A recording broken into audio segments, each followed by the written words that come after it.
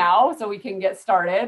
For those of you who don't know me, my name is Molly Heidemann. I'm the Director of International Student and Scholar Services here at Miami. I've been at Miami a little over 13 years now, so I think I know all of our panelists and may know some of them better than some of our current students who I've yet to meet because we've been virtual this past year. But we're excited to offer this panel about working outside the US. We have 6 panelists from 6 different countries and different fields. We do have several staff here with us today. 2 of my colleagues from ISSS, Dan Sinitar and Yuenan Jin Rodriguez, are here to help us facilitate some of the breakouts later on. We have 2 staff from the Career Center, Shayna Smith and Takia Howard. Takia will actually be facilitating the panel discussion. And then Ellie Witter from our alumni office is here with us as well. So I'm going to go ahead and turn it over to Takia to let the panelists introduce themselves and to start the discussion. Outstanding. Thank you, Molly, again. So we're going to jump right in to savor every minute that we have this morning and start with the panelists asking for you to introduce yourself. And when you introduce yourself, again, just tell your name, when you graduate and what degree, and then where you currently reside or currently working. So we'll start with, and if I mispronounce your name, please correct me, Chanil. Hello, yeah, it's Chanil, you got it. No. So Okay. I'm from Colombo, Sri Lanka, and it's 5:30 p.m. here currently. I was a diplomacy and global politics undergrad, and I did my master's in political science as well, graduated in 2015. I currently work here in Sri Lanka as a regulatory affairs manager for a law firm. And so political affairs, government affairs is kind of my background. Thank you and welcome. Next, Radha. Can you please unmute yourself and introduce yourself? Thank you. Hi everyone, my name is Radha and I'm currently in India. So it's 5:30 p.m. here as well. And I graduated from Miami in 2015 with a double major in economics and finance. And I also have a master's in economics. Currently, I have actually founded my own company right amidst the pandemic. And I serve as the chief executive officer. And yeah, so that's what I'm doing right now. But of course, I'll pass it off to my colleague next. Thank you. Thank you. Chenglin? Hi. You can call me Colin. I'm sorry, Colin? Okay. Yeah, you can call me Colin. Yes. Okay. Hello everyone, my name is Chenglin. You can call me Colin. I am in China right now. I graduated from Miami last year in 2020 with a major in economics and double minor in supply chain management and arts management. And now I am currently working as a supply chain management engineer for Huawei in China. Thank you. Nancy. Hi, everyone. So my name is Nancy. I'm currently based in Nairobi, Kenya. I graduated from Miami in 2015 with a major in supply chain and operations management. I've been working in operations management and project management since I've been back, and I currently work as a senior project lead at a home furnishings company. Thank you. Welcome. Asli? Hi, everyone. My name is Asli. I'm based in Istanbul, Turkey. I graduated from Miami in 2017 with double major in international studies and interactive media with minor in management and leadership.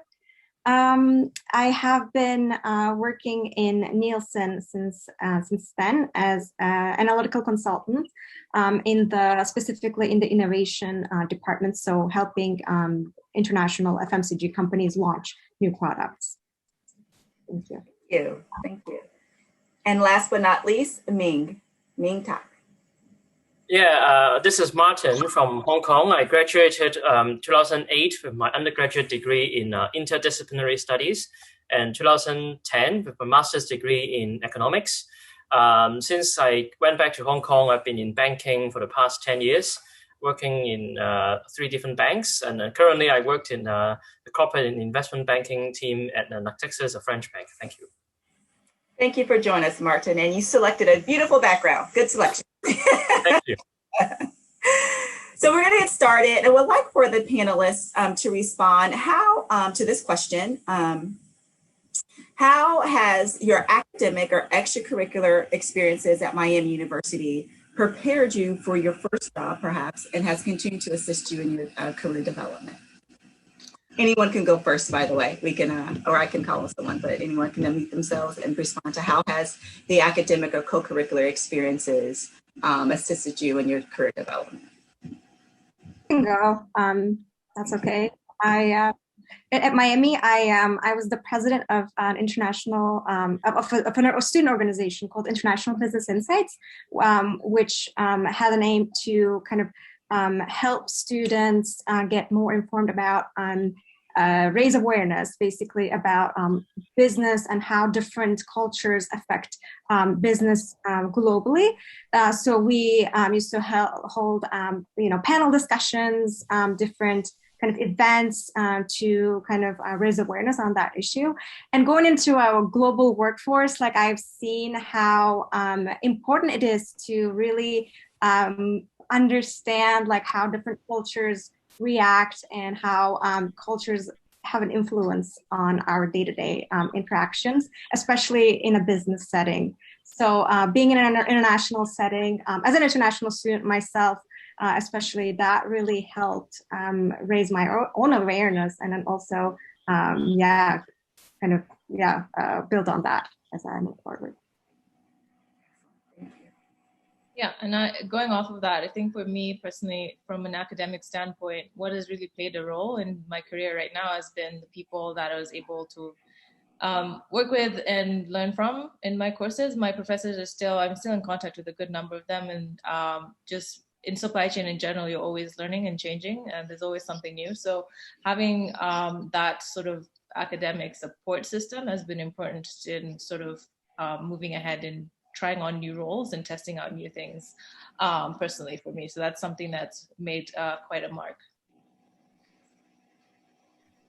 As Asli said, I was involved in a couple of student organizations as well, particularly the International Student Organization, which we helped set up, and also the ASG.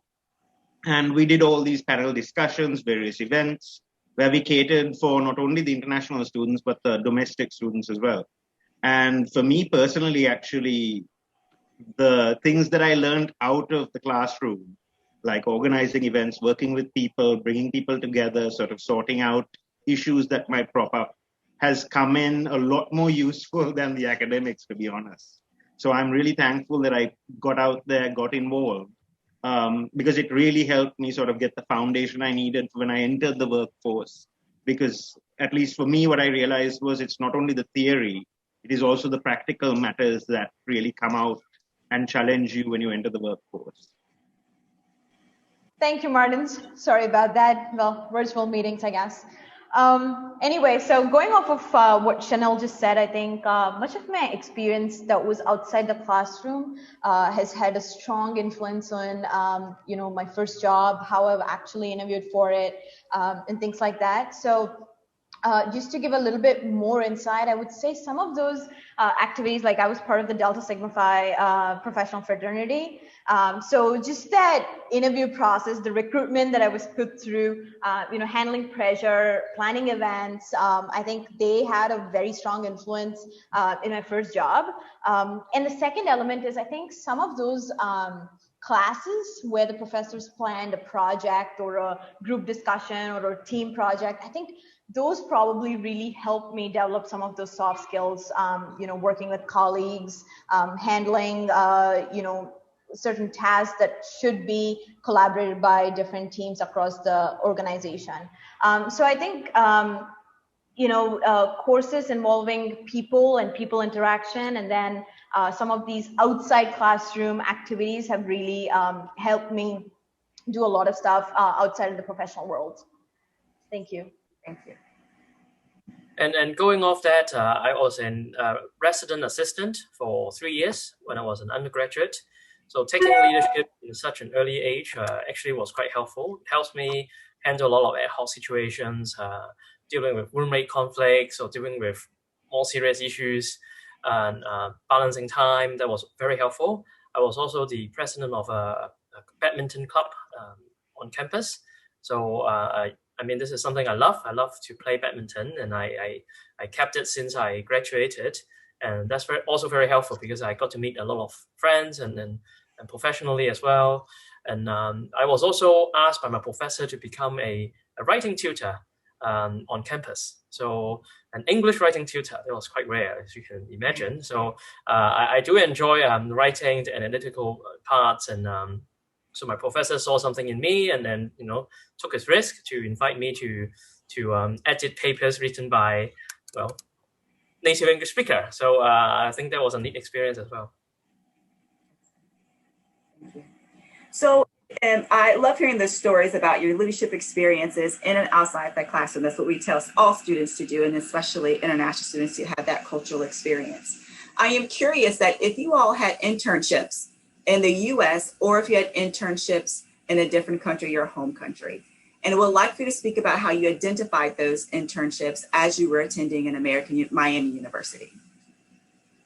So folks who have had an internship in the US, can you kind of let me know if you had an internship in the US? Awesome. Would you mind, great, Nancy and Asli, would you mind talking about how you identified those roles and your experiences there in the US as an intern?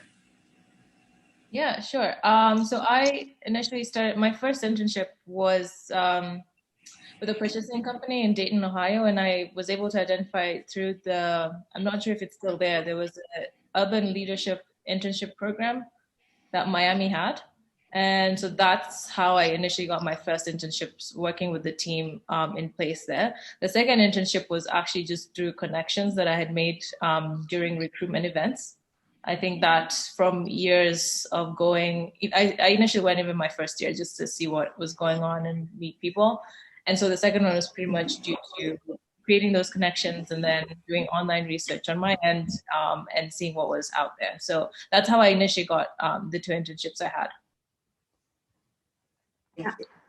And for me, like my first internship was with Ernst & Young in the Cleveland office. And I was in the communication department, and I found this internship actually through Miami's career website. And so it was a job listing there, and I thought that was really interesting. So I applied, and had an awesome experience in the summer of my sophomore year.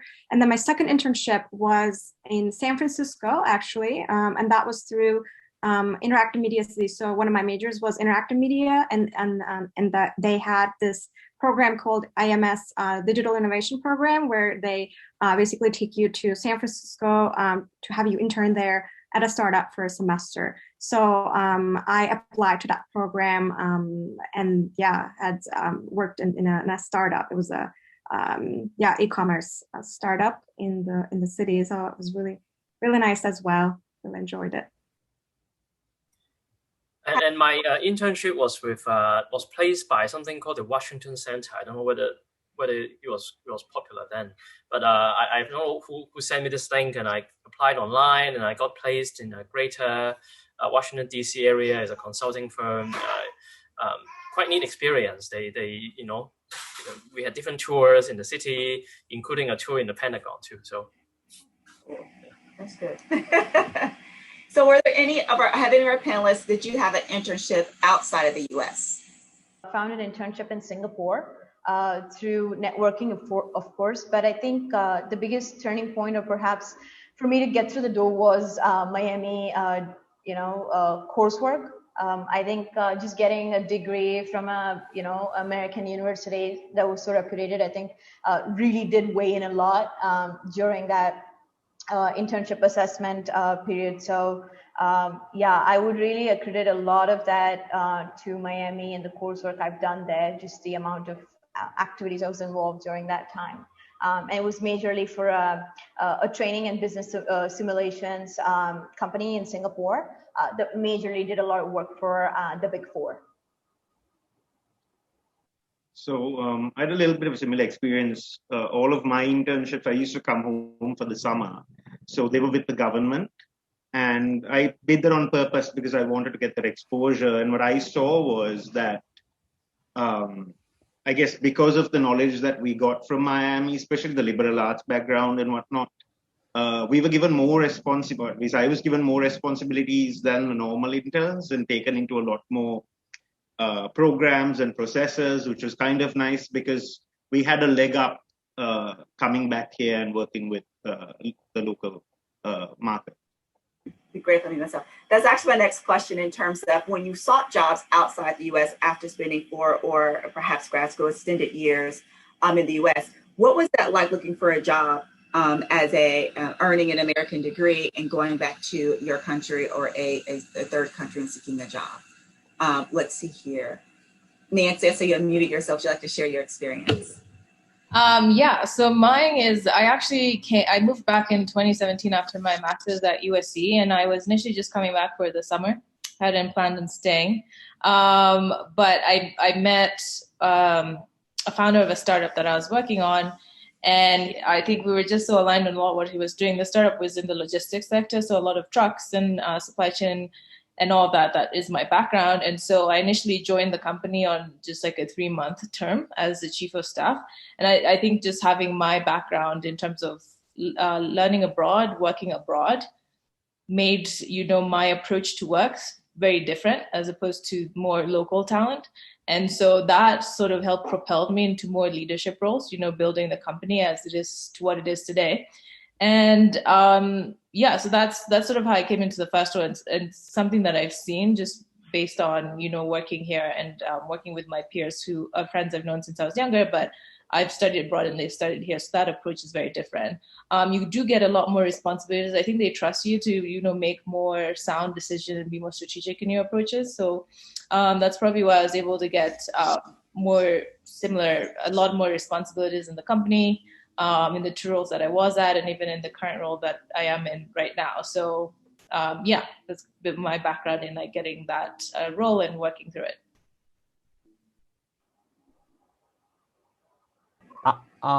I think from an based on experience at Miami, like the team projects, like in some major classes, especially in the more advanced classes, really helped me, especially in the interview process, because one thing like good about Miami is that like oftentimes the employers or like companies come to the class and give you some real life projects to work on. So that would be a valuable experience for me to have an insight in my future industry. Thank you. Radha, looks like you unmuted yourself as well. Sure.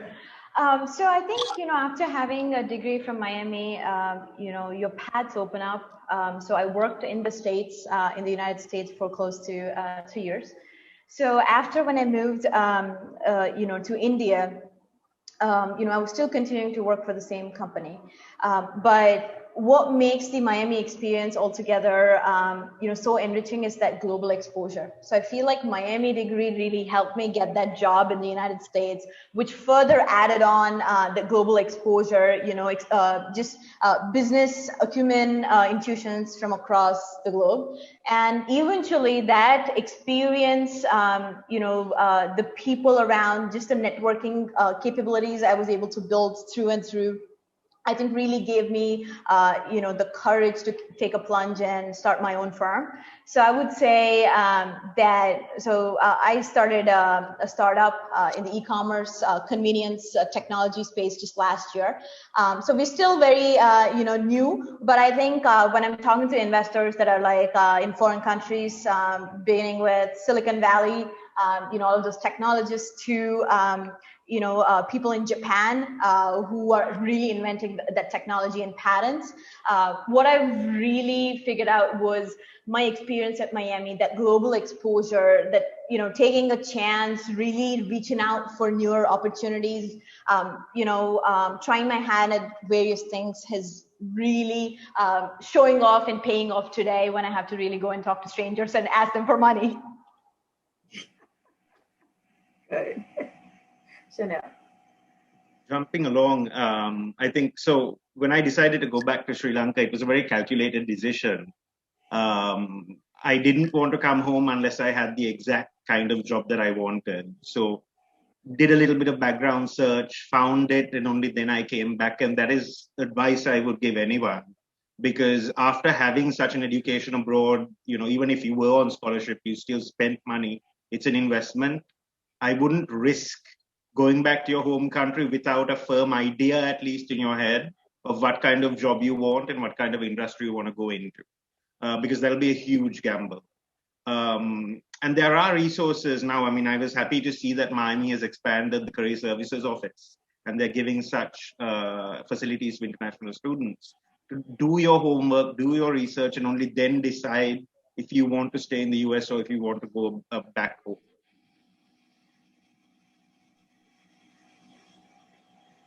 Asli, would you like to join us? Yeah, for me as well, like when I got back to Turkey, I knew that with that, international background, I knew I wanted to work for a firm that is also global and international. And for me, like I knew about Nielsen, they would, come to Miami, and I talked to them before at the career fair. So that was really useful. And I knew like they were doing some competitions, and they were very like much in touch with Miami at the time, and that still is. And so, like coming back, it was for me, like I knew what I wanted. I knew I would thrive in an international environment, and that's where I would contribute the most to. And so when I started, especially for the innovation, they were looking for somebody that has a true global mindset and that can really work in an international environment. So for me, for example, I don't work with anybody in the Istanbul office. Actually, all of my colleagues, all of my clients are based all over Europe, all over US. So to me, that was really important. And that worked out really well, I would say. Tekia, I just had a point, and I thought it's important for me to chime in as others, international students are listening. So today when I'm networking, I think the one card I'm always using is the Miami card, or I'm looking for people that were part of my Delta Sig fraternity. So that way, I'm breaking the ice and it's not too cold a call. So be it on LinkedIn or any other social platform when I'm connecting with people, Miami card does really bring in a lot of value. So when you just drop in a note saying love and honor, I think people really take you seriously. So I've actually had two of my mentors in the last 1.5, 2 years who are Miami graduates, probably 20 years ahead of me, but who've really given me a path and what I should be doing next. So that has been one of my biggest learnings, that Miami, yes, I've left Miami probably 5 years ago, but it's still with me, helping me thrive today. It is great to know that the love and honor does travel around the globe. Martin, I saw that you unmuted yourself. Yeah, I think this is, well, put it this way, it's an honest comment, not necessarily something you want to hear. So back in where I'm from, many people study abroad, and many people actually chose to go to those Ivy Leagues. So when I was initially applying for jobs, I had the difficulty because I was asked, where do you go to school? So I clicked US, and they already show a list of so-called target schools, and Miami wasn't on it. And when I interviewed, my peers were from, Harvard and some of those Ivy League schools you can imagine in the States, in the UK, and in Canada, and all that. Well, but I was lucky enough to got the job I wanted and loved. But I guess the process was not initially easy, because when I graduated in 2008, for those of you old enough to remember, it was a great financial crisis. I guess folks of this graduating class can imagine that was part of the reason I chose to study another 2-year master's degree in economics. And after that, things got better. But I think situations are getting better for Miami graduates, because I understand our rating is increasing, is improving, so it's better. But back at my years, it was more difficult. I picked Miami because I wanted to do something different. I don't want to go to a school with just too populated by by my peers, and I wanted to explore something different. That was why I picked picked Miami that I never heard of before either. You talking about that, actually, your first job, you're graduated, perhaps you decided to go to the workforce, perhaps you decided to go to graduate school. Can you all share about how did you find that first job, some challenge perhaps, and also some successes? We heard a lot of mentorship and love and honor on LinkedIn. So would you all share about identifying that first opportunity? And Nancy, I see you already muted yourself. So if you want to join, that'd be great. Sure. So initially, my first job was actually in the US because I worked at American Express in New York. But that I found mostly just through connections and people I knew. Moving back again, my first job, I think most of the jobs actually I've done have been just building a strong network. And I've realized the power of that in just not only having people know your worth in terms of what you do, but having people sort of be sponsors for you in rooms where jobs come up and they're like, this person can definitely do that role. So coming back here, my first job was definitely something I was introduced to the founder of the company and was able to get in and do that. I think it would have been very different if I had to sort of hit the ground running on my own. I didn't have as strong as a network here, and that was the reason why I had contemplated coming back home, is because I wanted to invest a bit more time in building a stronger professional network here than I had in the US. So I definitely, it probably would have been a bit harder to start off with, but I think building sort of like strong relationships with possible mentors and people that you work with is important. I still have one of my old bosses from American Express is one of my mentors today. I speak to her almost every week. And it's just sort of figuring out those people that align really closely with what you want to do with your values. That forms a strong basis for creating such a relationship, or even just creating someone else in your network who could help you as you sort of navigate your career. So I would definitely say, like, starting a new job, consider that, invest time in seeking out people who you can see as being long-term allies for you, because that makes such a difference in how you navigate what your next steps are or navigate your job as is. Go next. So my first job was actually thanks to Miami. My background was in political science, so it was a little bit hard to find something, even through the career fairs.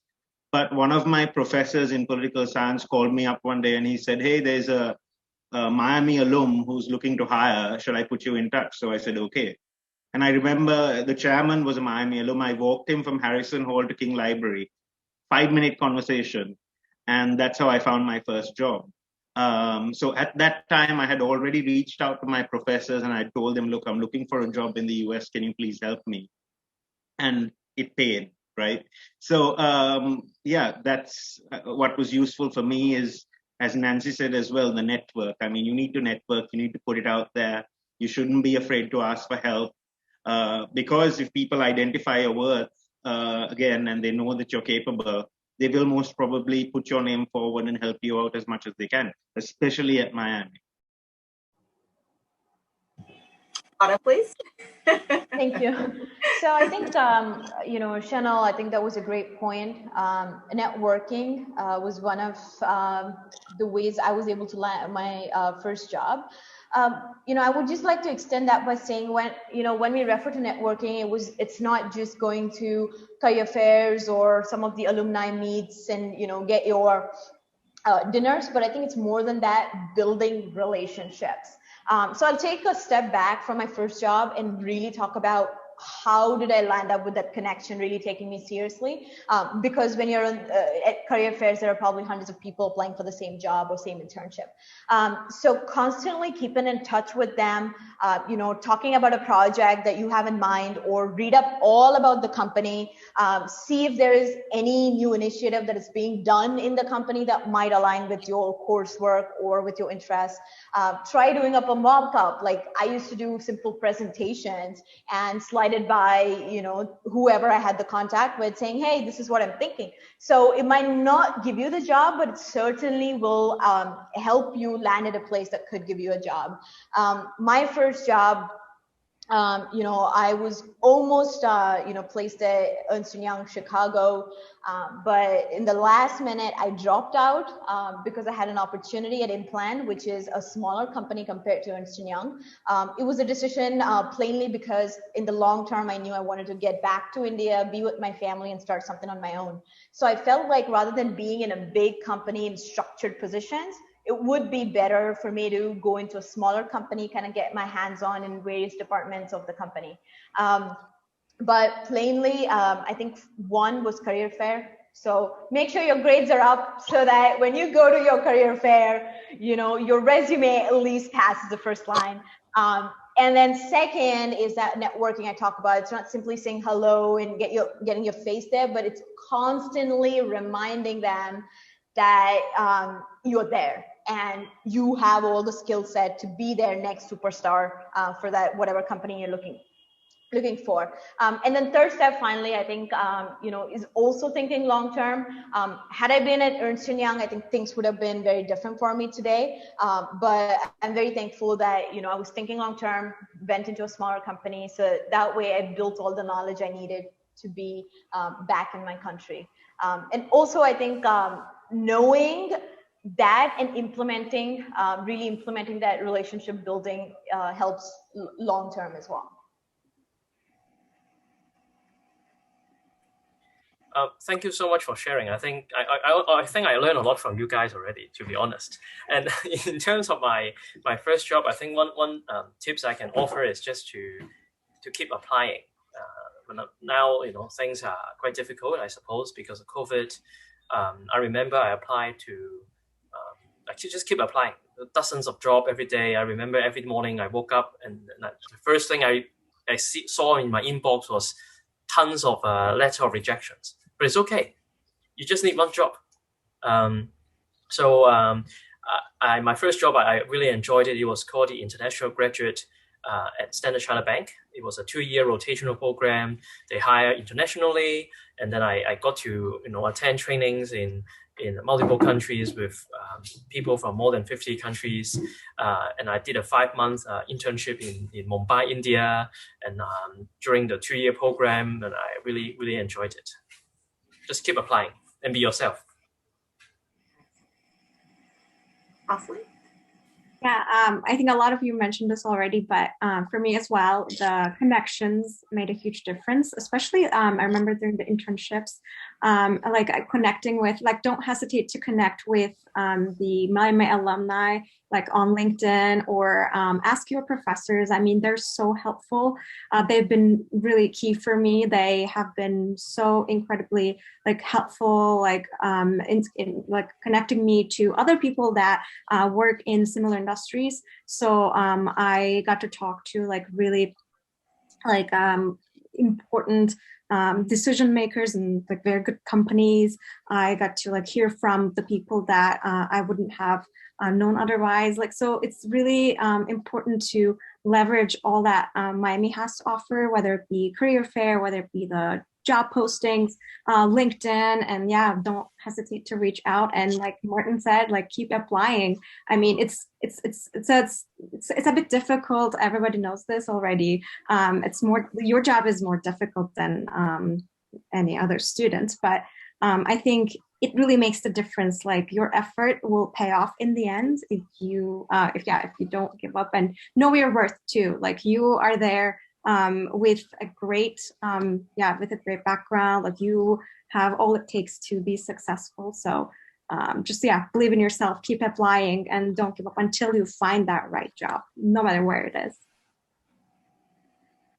Wait, so I think my situation is kind of different because I just graduated last year and this is my first job. The other 5 panelists here in this room all graduated years before I did. But some challenges that for me for finding the first job, it's a different application process, the interview process, and even the format of resume are kind of different in some degree compared to US with China. And especially the timeline is different. The fall career fair in the US usually happens in August and September, but it is June and July in China.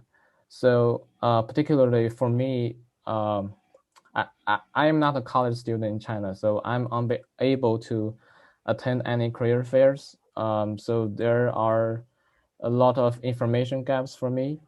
But for the future international graduates, I would say, if you like, whether you plan to go home for a job or stay in US, you should like always plan ahead and do not wait the last minute, or otherwise you will miss a lot of like chances.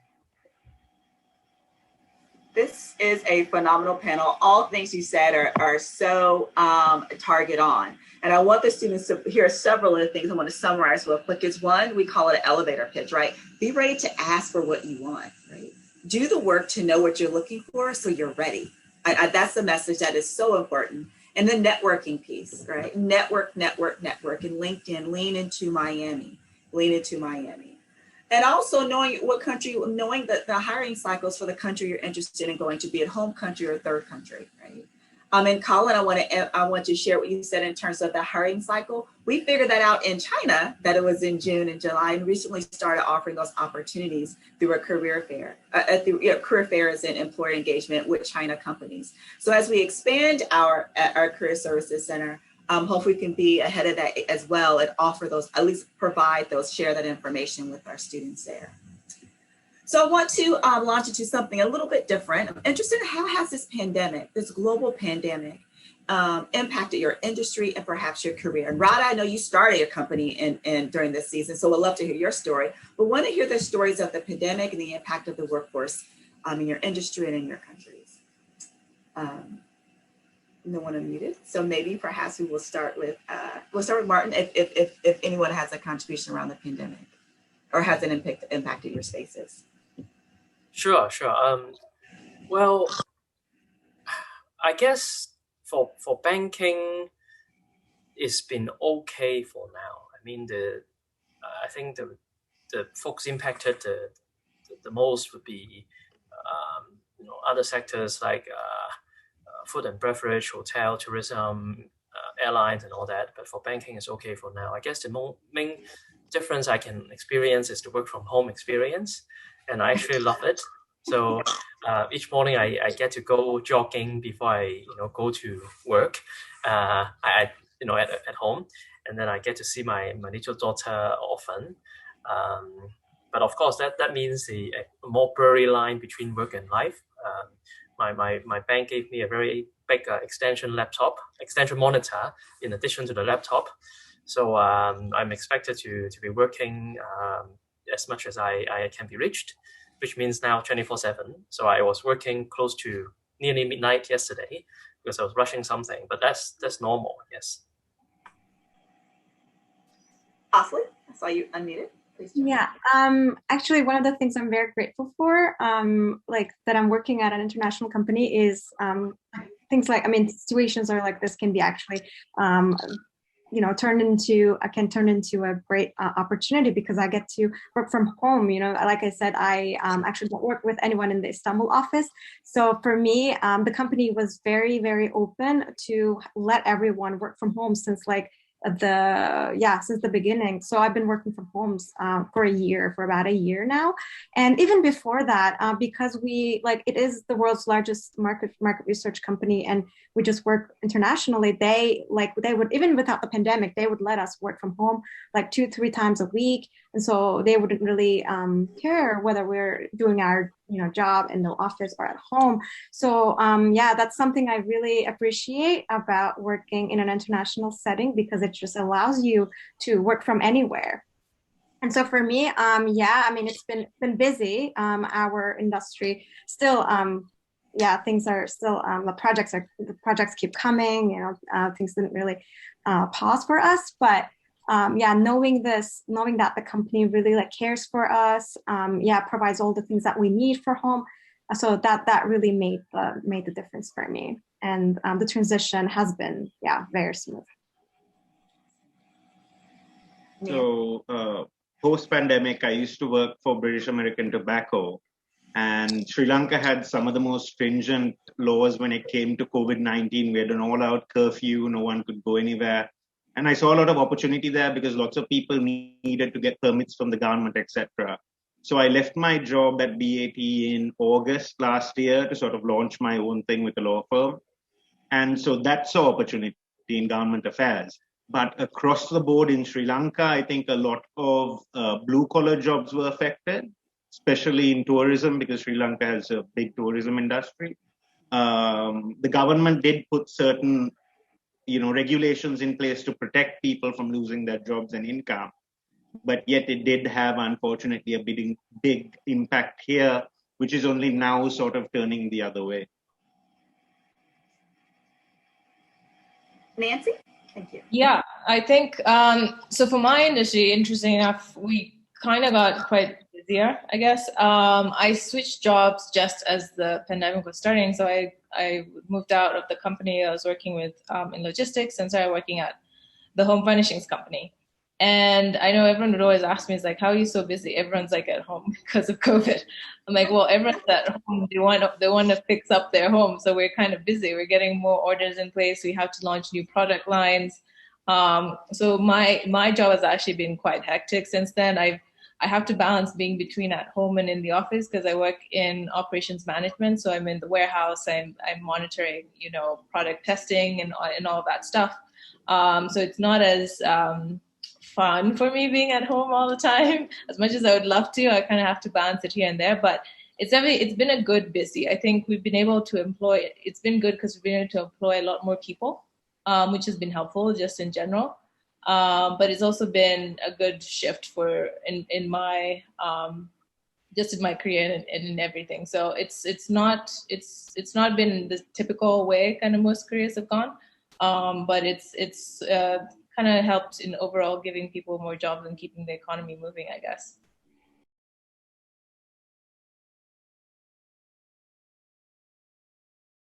And for me, I think the supply chain, I don't think like the labor market got affected that much because supply chain management is still a relatively new industry with increasing demand.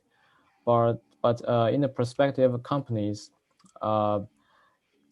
there caused like many product delays and even lost packages. So for the company, I think like they might be more focused in the domestic market than any other like countries. So I'll say that's one huge impact in the perspective of companies. So unlike I think the other panelists here, Implan was Implan's the first company where I got my first job. I was continuing to working with them even after I moved to India. Sleeping days and working nights. It was fun. I just didn't have a social life, but anyway. I think because of the pandemic, we did see a lot of downturn in terms of revenue and everything. However, we didn't have as many layoffs, and I was pretty secure in my job. It was going pretty well, but somewhere in the mid of July, I started seeing my conditions around me in India, people losing jobs, I don't know, so drastically. Like Chanil mentioned, I think a lot of blue collar workers were drastically affected. Just about that time I was thinking, okay, I probably need a different challenge in life. So I was like, should I go for another job or, should I really start something on my own immediately? So for an entrepreneur, I think what you really need to begin with is a problem. And I was seeing only problems around me, during that pandemic. And I was like, okay, that's when I called it quits. I resigned and, started this service marketplace, serving all the rural, semi-rural areas in India. So I would say that, post-pandemic, or maybe we're still in the pandemic, so things have drastically changed. I think industry is moving more to virtual teams. So for some of my fellow Miami friends, I think this is the right opportunity. So if you're an international student, finding it very hard to prove that you have an H-1B, or if you have that work visa, this is probably the best opportunity, because most American companies are open to virtual teams. So even if you move back to your country, you can still work for your favorite company like Amazon or whatever. Especially if you want to be with the headquartered office. So I would really say that this pandemic does bring in a blessing in disguise, which is, for some of our international counterparts that are facing a lot of issue with the immigration and all of those associated things going on. So that's my 2 cents there. We are going to open up, this is for our audience members here, to Q&A in a few seconds. So I want to give you a heads up. If you have any questions, please feel free to put it in the chat, or at least indicate that you have a question, like maybe raising your hand or using one of those symbols in the corner of your screen. But before, I also want to pause, and Dan, can you ask the question that you received from? Yeah, so one of the registrants was just curious, kind of how your career growth has changed, right? From your kind of first job until now, or even kind of your current company till now, kind of that kind of, right, career progress, if you will, kind of how that's changed in your professional journey. So I began as a junior economist, so doing a lot of data analysis, financial analysis day in and day out. And slowly I've moved up through promotions into the director of customer success role. So from being an individual contributor, doing with data, numbers all the time, I moved into people management. And, so some of my skills that I have acquired at Miami from classrooms did help me in that initial phase. However, within the first 10 months when I got my first promotion, I had to really tap on those soft skills I was able to gain through several experiences. So this could be, something I've learned on or off campus, but it was really my soft skills that were put to challenge. Handling conflict between two team members, to managing a product, managing a team, managing 50% of the company's revenue, being responsible for P&L.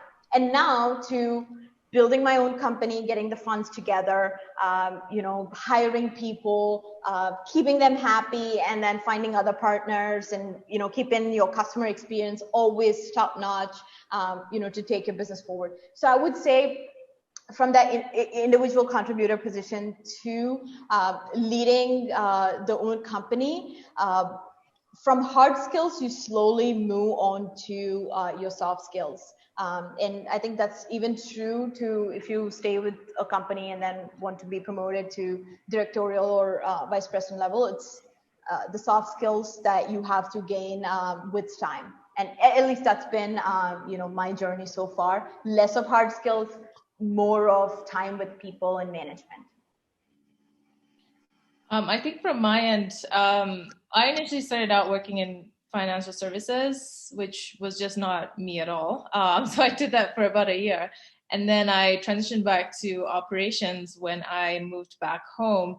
And so that's where my strong suit is, my strengths are. I'm a process-oriented person. That's how I like to operate. And my career sort of progressed in terms of moving from logistics and operations management from an external standpoint to more internal operations, which is business operations and project management. So that's a lot of cross-functional projects across teams. I think I thrive not being siloed in one team. So this week I could be working with the manufacturing team. Next week I could be with finance. The week after I could be with sales.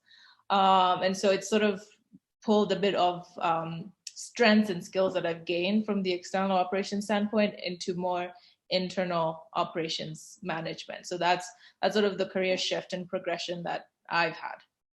So my situation was sort of sink or swim, because I was recruited as Deputy Director of Public Policy for a consulting firm in DC. And within about 4 months, I was director. And yeah, thankfully I had studied American politics. So I knew the background, but still it was a learning process. But, just to mention, one of the most helpful things that I found was the huge Miami community in Washington, D.C. and the Alumni Association. And the amount of support that they gave me to sort of come up, meet people, and come forward was immense. And then when I decided to come back to Sri Lanka, I had worked for 3 years in an American system. I needed to switch to the Sri Lankan way of thinking, Sri Lankan politics. And so I spent the first 3 months actually not working, but building my network. And then I took over my job and went forward. So there was that transition of culture and country. And I must say, when I first came to the US, I never had a culture shock. It was quite smooth. When I came back to Sri Lanka after 10 years, I had a culture shock. And it took me quite a while to get used to being back in my home country. So much had changed over a short period of time. So I adjusted and went with the flow. And I think it's important to take the cultural aspect in as well, because even within the US, I was at Texas for about 6 months and then moved to DC. And even the change in culture there was different, right? So I think it's important to take that time to get used to your surroundings, used to your business culture, and move forward that. Other comments from the panel? I really like all the comments so far, Radha, Chanil, and all that. I would echo that mentors have played a significant role in my career development. So initially, I didn't know what I wanted to do. I kind of still don't know what I wanted to do. I remember my first day at Miami, my major was like undecided or creative writing or something that I actually would not survive if I enter into that major. Then I met some guy sitting next to me and he told me his major was interdisciplinary studies. And I stared at him and I asked, "What did you just say?" And then he was a son of an Indian diplomat, and he introduced to me of this major, and I said, "Oh, it sounds good." So I went up and I signed up this new major, with him. And then I remember when I was doing my master's degree, I wanted to, get a PhD and become a professor. And then my professor asked me, do you have a single issue that you would like to investigate that is very, very complicated, that you want to spend your lifetime investigating and engaging in discussion with people? And I said, no. And then he said, then don't be a professor. And then, okay, sure. And then I remember, getting my first job in that international program. And there was a mentor who said, "Oh, I think you really do this particular task pretty well. I think it would be, very good fit to a particular sector in banking." And I said, "Sure, but I never heard of this." So he said, "Okay, go to India. They have a good team there. I get experience." And then it's things like this, people I met, and they kind of opened doors for me. I didn't know like what I really liked about when I was a freshman. Well, I declared major in economics when I applied for Miami, but I actually didn't know what like my true interest was. So after sophomore, I actually looked at all the list on the Farmer Business School to see like all the available majors and to see. And by looking at each of the descriptions, that there's like the learning outcomes, to see which one, like it could be I could be interested in. And then I saw supply chain management, and I registered one foundation class, and then I found my like passion in the supply chain. Yeah, I would add to that. For me too, it was so difficult in the beginning to know what I wanted to do. And I came in with an international business degree, but I changed my majors, my minors multiple times. But it was really great that Miami offered this opportunity, because I was able to enroll in classes, different classes, get to see different industries, like from geology to economics to, I don't know, many different things and fields. And so it really helped me figure out what I wanted, and also build relationships with the people that were in that industry at the end, and really helped me figure out what I wanted to do, where I would see myself. Just to jump back in, what Asli said, I think it's for international students, changing your major is like a big deal. Right? It was for me. When I came in, I was finance and accounting, and I changed to political science. But you shouldn't be afraid to change your major, because like most of you said, like you changed your major and you found your calling. So I would, encourage international students, if you think you're in the wrong major, speak to your advisors, speak to ISSS, and change your major. Never get stuck in something you don't like. I wonder if you all have any suggestions for students who often, at least come in our space and say, this is my major and I have no idea what this looks like in my country, or if it's beneficial in my country.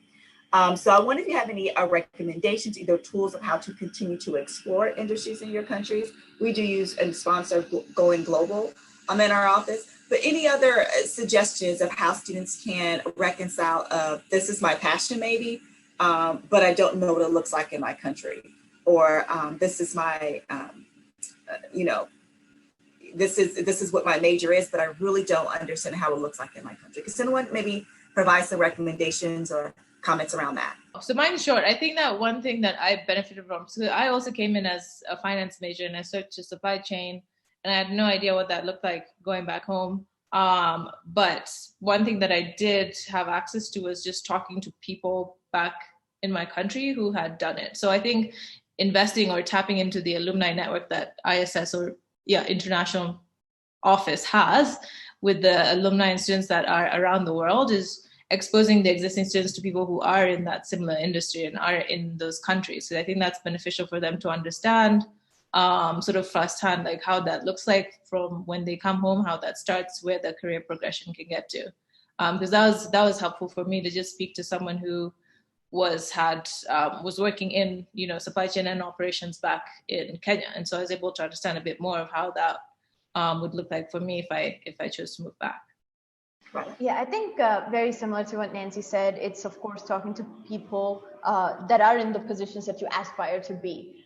So during my freshman and sophomore year, I don't think LinkedIn was as big, but during my I think senior year, LinkedIn just became a big deal all of a sudden.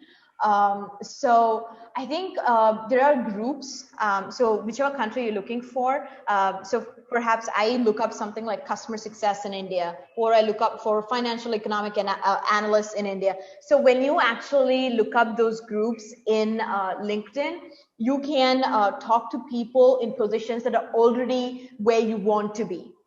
So that way they can help you get a path to how to get there, some of the skills you need to acquire along the way, things like that. So I think LinkedIn groups would be a huge help, of course, talking to people that you already know that are in certain sectors.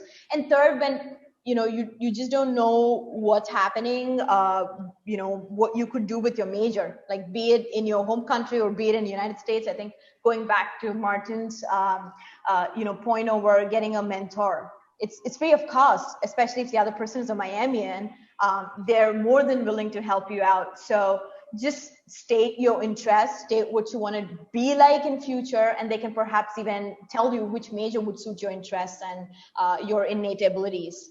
So just reaching out to people. I cannot stress enough the fact about be it at Miami, be it in your first job, or be it in career altogether, it's only people that can help you out and take you somewhere. So it's not your classroom textbooks. That I personally don't remember any of the trigonometry or calculus I did back in school, but I certainly remember some of my most enriching professor conversations or student interactions at some of these extracurricular events. So make the most out of the people that you get at Miami on and off campus. Chanil?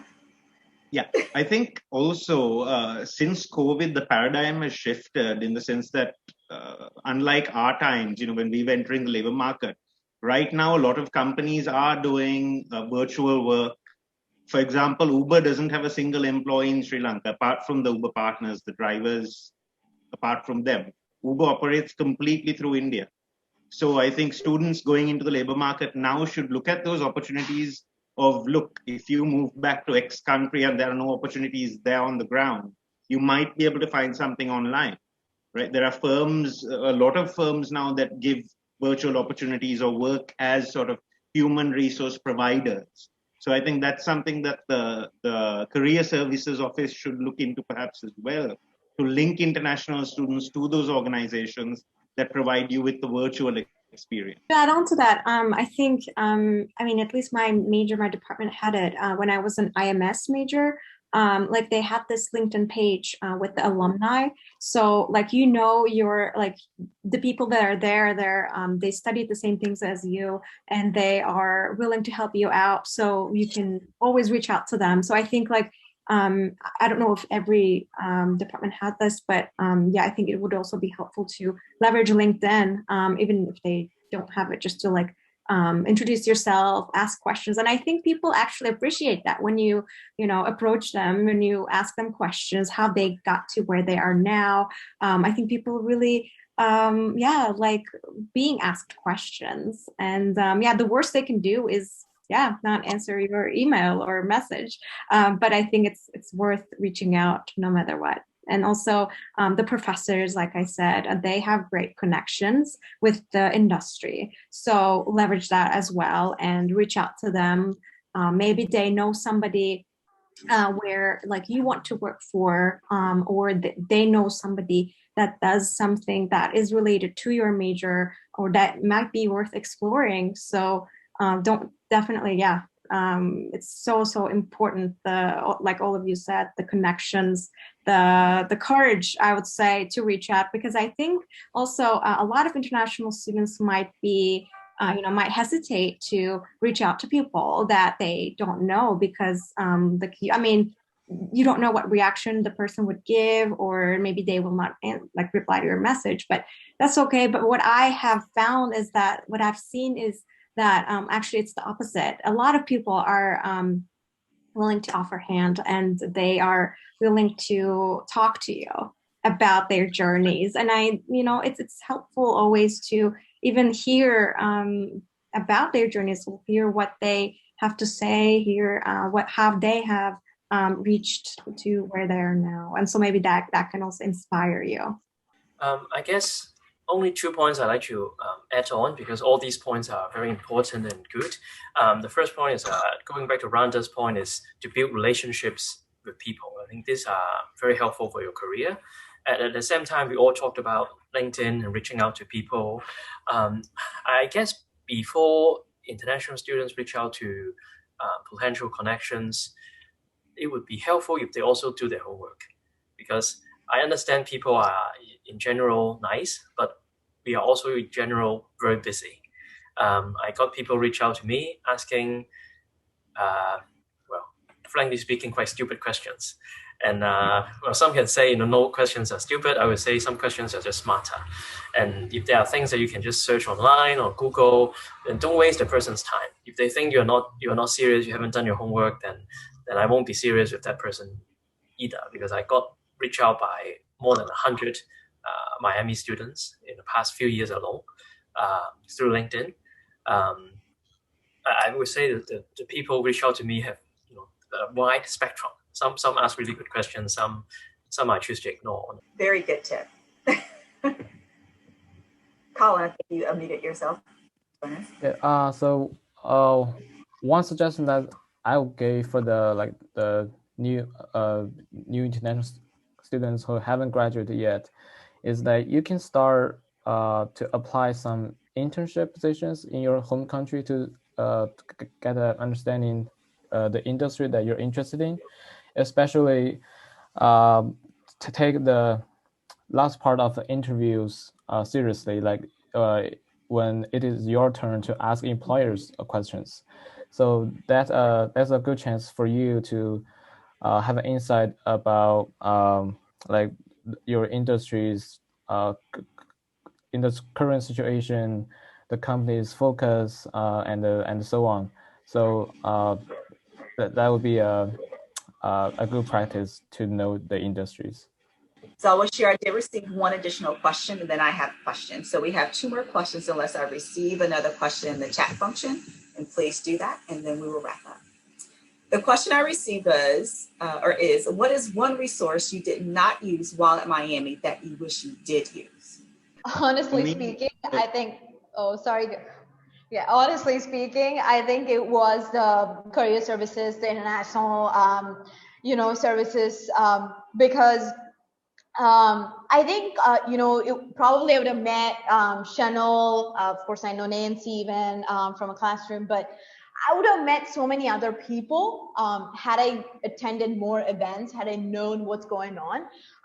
And coming to, I think, the career services, probably I would have gone once or twice just to get my resume scanned, but really didn't invest going back again, doing my second or third review with resumes and, doing those mock-up interviews. So I wish I did all of that more. In retrospect, I think making use of those plenty of resources we have is very, very essential. And just, I think, speaking up in some cases, it's very important that you get your questions out there. Yes, Martin was saying that some questions are stupid, but even after you do your homework, if you still have questions, maybe someone else in the room has the same question.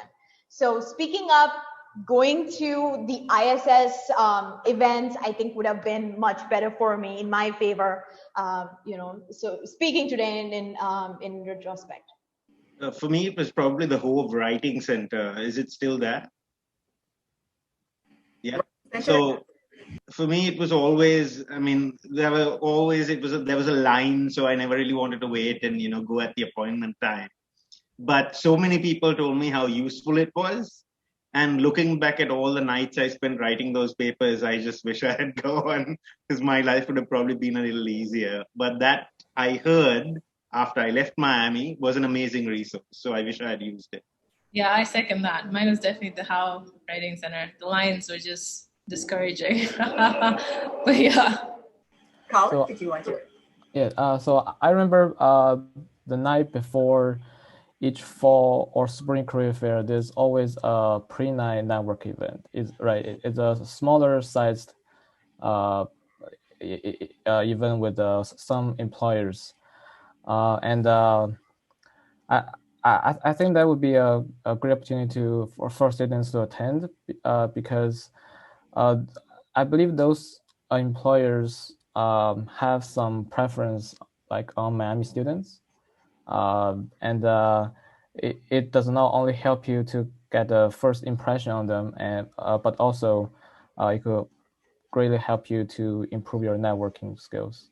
And you're right, those employers are coming for Miami students. And it's typically a smaller group, so you don't have to fight with 400 students at career fairs. You have 20, maybe 30 or less, depending on the pre-night or networking event. Very good.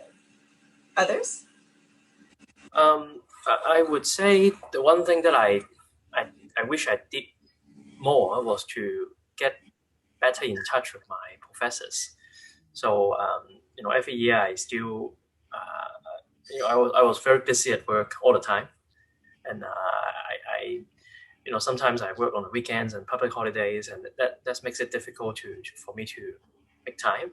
But at the same time, I really treasure writing to my professors and mentors at Miami, and some wrote back with like a super long email and photos, and that was very encouraging. I mean, it's not for any career purposes, but I think this is something that I wish I could have done more, because I was connected to some of them on Facebook, and was quite sad to learn that a few of my professors have passed recent years, and they are quite old already, some of them. So I think it's important for us to thank them and stay in touch with them.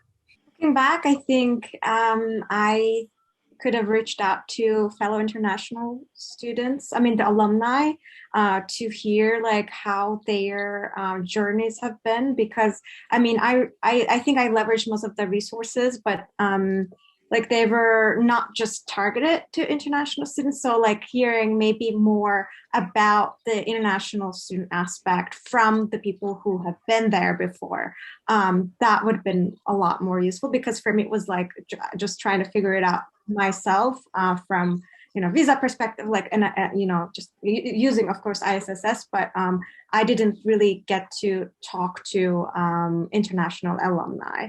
So now looking back, I think that would have also helped.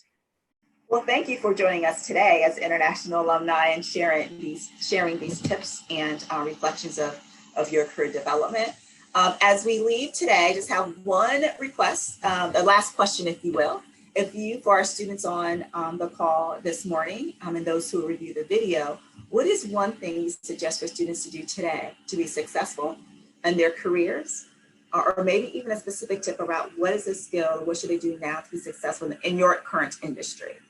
So our last message of recommendation, maybe of inspiration for our students. Start. I think from my end, I would definitely just echo what I said earlier, is invest in networking. Invest in it on campus, even if you're new and it's the first year and you have no idea what you're doing.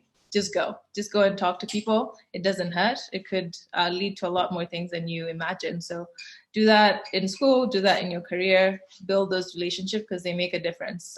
They can help you figure out what you're doing after school, figure out what you're doing in school, just help you guide your career path in general. So definitely invest a lot in that. I would also say get involved in off-campus activities, extracurricular, student organizations, whatever groups that draws your passion, because it'll help you in the long run with your career in planning things in the practical world. It'll help you to deal with other people, but it'll also give you the confidence above everything else, because there are times in the professional world where you'll be put on the spot. And if that's the first time you've been put on the spot, you're going to be screwed. So, that's my advice. Yeah, I'm going to say, don't let this international students processes hold you back from what you want to do. Just keep going, keep applying to jobs, and Miami has a lot to offer, whether it be the classes, even the small group discussions to, clubs, organizations, everything. So leverage those and go to career fair, talk to ISSS, join their events. And just keep going and don't give up, of course, and you will reach your goal. No, I would say for the industry of supply chain it's a very applicable subject, including manufacturing, warehousing, procurement, etc. So having experiences in more than one of these fields would be definitely a huge plus for you in the labor market. And moreover, we're living in information and database world. It is better to have some analyzing skills. It might not be that much utilized right now, but it would be definitely a future trend. One thing I think a lot is teamwork. Someone told me that if you go alone, you go fast, but if you go together, you go far. I guess things I learned in the past 10 plus years in banking is that a lot of people, they think themselves as very smart and they want to shine and be the star. But then their career probably won't last that long, because you get to work with people well, and there are just tons of smart people out there. You just learn how to work with other people. I think just echoing what everyone has said, building your relationships, working in teams, and overall, I think through and through, just investing in the process, because a lot of times I think the world is extremely driven by outcomes, but that's often, it's dependent on several factors that are outside our control. So invest in the process, take advantage of such small group setups, because right now I'm hiring. So if there are any coders on the call, you're probably just an internship/job away. So, from an email. So make the most, because you never know, out of the, I think 6, 7 plus panelists you have today, someone might be hiring, so reach out. And through, like I said, process is very, very important. How you are planning strategically to get from A to B, be it in terms of getting to your first job or your first internship or getting an A in your class. Getting your process right is most important. And ultimately, I think you will have your outcome come to you one day or the other. It's just a matter of time, but giving it your all is the most important factor. Thank you. I know I took notes for my personal career development. I want to thank all the panelists for this great conversation and great dialogue. Sincerely appreciate your time you've taken today, or this evening for folks on the other side of the globe. I will also connect with LinkedIn with you all on LinkedIn and encourage all the students to do the same as well. So thank you very much for joining us from the Center for Curricular Success and International Student Scholar Services. Before we sign off, I want to extend, I know if Molly or Dan or anyone else on the line had any closing remarks before we say goodbye. Sure. Thank you. Excuse me. Thank you to Kia and to all of our panelists. This was amazing. So much excellent advice, and I'm glad we recorded it so that we can share with those who weren't able to join us today. So I know it's kind of getting late for some of you in the evening, and I really appreciate your time, your insight, your advice. It was excellent, super valuable. So thank you so much. And we look forward to continuing this relationship, to continue being in touch. This is kind of a new effort that we're really trying to put into engaging with and kind of utilizing our international alumni. So thank you so much. And to the students who joined us today, I hope this was helpful, and we hope to have more programs and events like this in the future.